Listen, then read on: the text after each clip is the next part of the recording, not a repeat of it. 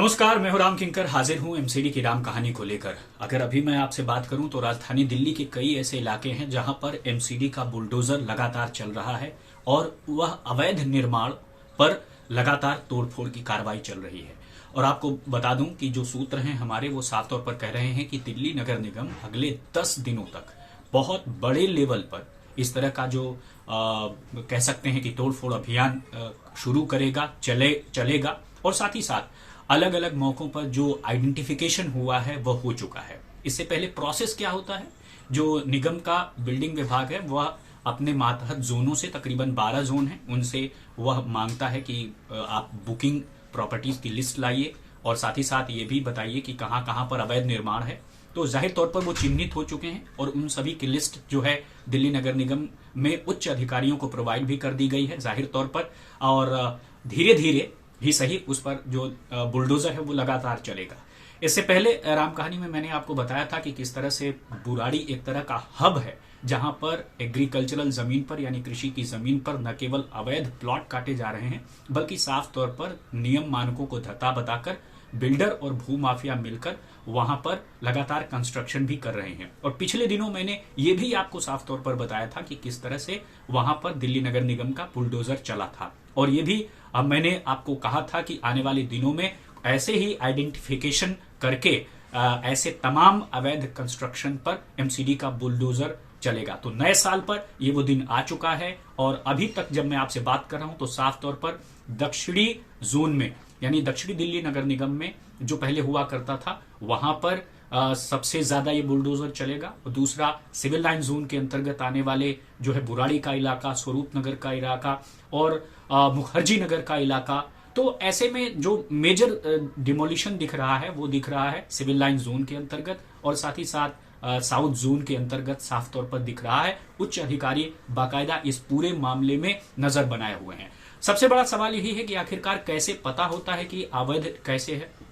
तो अगर मैं बात करूं एग्रीकल्चरल जमीन, तो कागजों में यह साफ तौर पर होता है कि कौन सी जमीन एग्रीकल्चर है, कौन इंडस्ट्रियल है और कौन कॉमर्शियल लेवल के लिए यूज की जानी है। लेकिन अगर एग्रीकल्चरल जमीन पर अगर आपको लेंगे तो दिल्ली की ज्यादातर जो अनधिकृत कॉलोनियां हैं वह एग्रीकल्चरल जमीन पर ही बसी हुई हैं और यही वजह है कि वो ज्यादातर की तरफ अवैध है। और ऐसे में अगर वो बस गई हैं तो जाहिर तौर पर आप देखेंगे वहां पर ना आपको ड्रेन ठीक से दिखाई देगा और ना ही वहां पर अमूमन सड़क की चौड़ाई आपको दिखाई देगी। यही वजह है कि अनधिकृत कॉलोनी जो दिखती है वह अपने आप में एक बड़ी घनी हुई बस्ती दिखाई देती है जहां पर किसी भी तरह का बेसिक इंफ्रास्ट्रक्चर नहीं होता। और यही वजह है कि बुराड़ी के इलाके में जब आप जाएंगे तो कई सारी एग्रीकल्चरल जमीन पर इस तरह का अवैध निर्माण है, प्लॉटिंग किया गया है। और यही वजह है कि एमसीडी का शिकंजा अब उन निर्माणों को ध्वस्त करेगा, बुलडोजर जमींदोज कर देगा जो कि अवैध निर्माण के बतौर बने हुए हैं। तो जाहिर तौर पर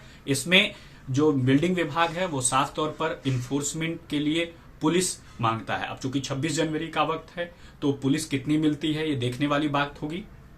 लेकिन जैसे ही पुलिस फोर्स मिलती है बाकायदा दिल्ली नगर निगम का बुलडोजर उन इलाकों में लगातार चलेगा, कार्रवाई करेगा। और यही वजह है कि मैं आपसे कह रहा हूं कि आने वाले दिनों में जो अवैध कंस्ट्रक्शन को लेकर के जो स्थिति है वह एमसीडी अपने आप में बहुत एक्टिव हो चुकी है। सवाल यही है कि क्या ऐसा हुआ। सबसे पहली बात कि जो ग्रैप 3 में कंस्ट्रक्शन और डिमोलिशन की एक्टिविटी थी वो पूरी तरह से रुक गई है। अब चूंकि ग्रैप 3 हट चुका है लिहाजा इस तरह की कोई भी कवायद के लिए रोक टोक नहीं है। दूसरी सबसे खास बात, इन दिनों जब देखा गया तो कभी दिल्ली विधानसभा में मुद्दा उठता था अवैध निर्माण का और कभी अवैध निर्माण का मुद्दा संसद में भी उठा और कई मौकों पर दिल्ली नगर निगम के सदन में कई पार्षदों में ने इस बात का साफ तौर पर अधिकारियों के सामने सवाल उठाए और उनसे भरे सदन में इस सवाल पर जवाब चाहा। तो ऐसे में अधिकारी अब किसी भी तरह से मानने के मूड में नहीं है। वो लगातार इस पूरे मसले को उस लेवल तक ले जाना चाहते हैं जहां पर दिल्ली में कोई अवैध कंस्ट्रक्शन न बने। लेकिन अब व्यवहारिक तौर पर क्या होता है, दिल्ली एक ऐसी जगह है जहां पर जब आपका चालान कटता है या जब भी इस तरह का कोई इन्फोर्समेंट होता है तो हर कोई पहला काम करता है, एक फोन निकालता है और फोन निकालने के बाद वह अपने मातहत किसी जानकार उच्च अधिकारी को फोन करता है या फिर किसी उच्च पद पर बैठे शख्स या नेता को फोन करता है। और ऐसा कई बार अधिकारियों के सामने आया है कि जब भी ये दस्ता, ये बुलडोजर कहीं पहुंचता है, या तो सत्ताधारी पक्ष के या फिर विपक्ष के, जहां जिसका जैसा हित होता है उस हिसाब से बुलडोजर को रोकने के लिए लगातार फोन आने शुरू हो जाते हैं। लेकिन इस बार अधिकारियों ने सख्त हिदायत दी है कि किसी भी तरह का एंटरटेनमेंट, इस तरह का किसी भी तरह की सुनवाई नहीं की जाएगी, क्योंकि किसी भी तरह के अवैध निर्माण को बख्शा नहीं जाएगा और इस बार एमसीडी का बुलडोजर नहीं थमेगा। तो हर एक पल की जानकारी मैं दूंगा और आपको एक भी बताऊंगा कि आने वाले दिनों में किस इलाके में बुलडोजर चल सकता है। तब तक के लिए देखते रहिए हमारी खास पेशकश एमसीडी की राम कहानी। धन्यवाद।